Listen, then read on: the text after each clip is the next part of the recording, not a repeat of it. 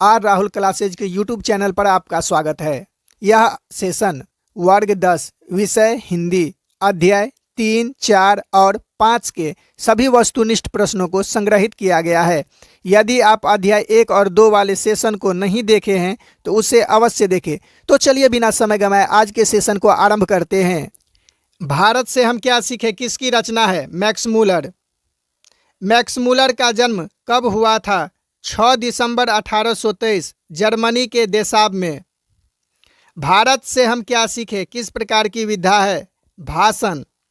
Max Muller के अन्य उपन्यास कौन कौन सी है? हितोपदेश, मेघदूत, कंठ और केन। मैक्स मूलर को वेदांतियों का वेदांती किसने कहा था? स्वामी विवेकानंद। मेघदूत नामक पुस्तक का अनुवाद मैक्स मूलर ने किस भाषा में किया था? जर्मन। महारानी विक्टोरिया ने नाइट की उपाधि किसको प्रदान की थी? मैक्स मूलर को। नालंदा विश्वविद्यालय कहाँ स्थित है? बिहार में। भारत कहाँ बसता है? गांव में। मैक्स मूलर के पिता का नाम क्या था? Wilhelm Müller. किस गवर्नर जनरल के समय 172 दारिस नामक सोने से भरा घड़ा मिला था? Warren Hasting. दारिस क्या है? सोने के सिक्के। हरकस्य थे वनस्पति वैज्ञानिक। फारसियों के धर्म का नाम था जरथ्रस्ट। नाखून क्यों बढ़ते हैं के निबंधकार कौन है? हजारी प्रसाद द्विवेदी।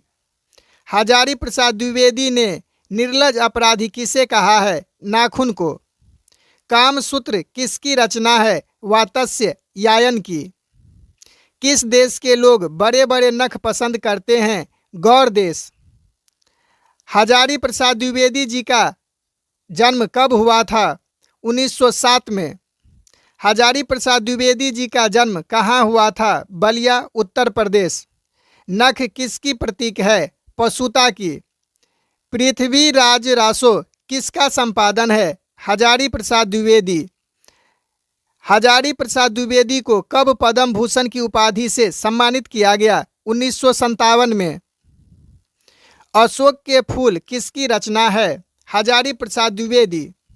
द्विवेदी जी को साहित्य अकादमी पुरस्कार किस रचना पर मिला था? आलोक पर्व। प्राचीन मानव का प्रमुख अस्त्र शस्त्र था नाखून। नखधर मनुष्य आज किस पर भरोसा कर रहा है? आइटम बम पर। हिरोशिमा कहाँ है? जापान में। कौन छोटे नाखूनों को पसंद करते हैं? दाक्षिणात्य। दधीची की हड्डी से क्या बना था? इंद्र का ब्रज। लेखक के अनुसार मनुष्य के नाखून किसके जीवांत प्रतीक है? पशुवृत्ति के। नाखून क्यों बढ़ते हैं? गद्य की कौन सी विधा है? ललित निबंध।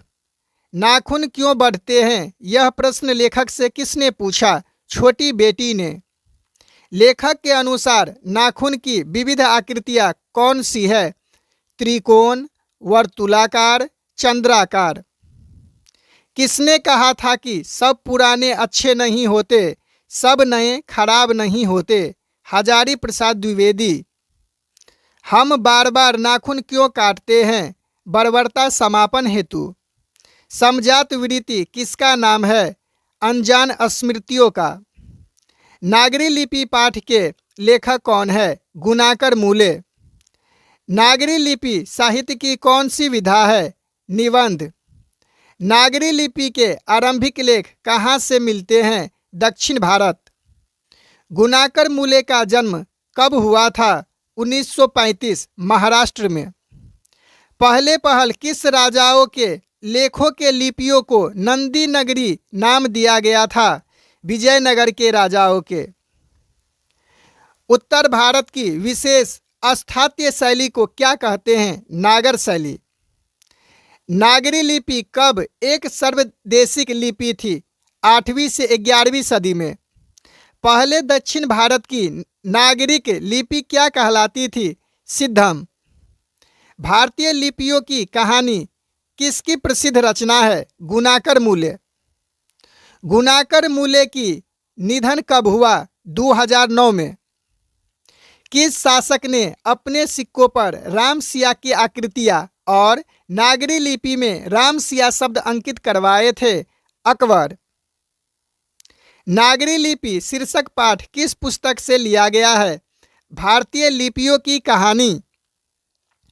किसे देवनागरी की संज्ञा दी गई है? काशी को।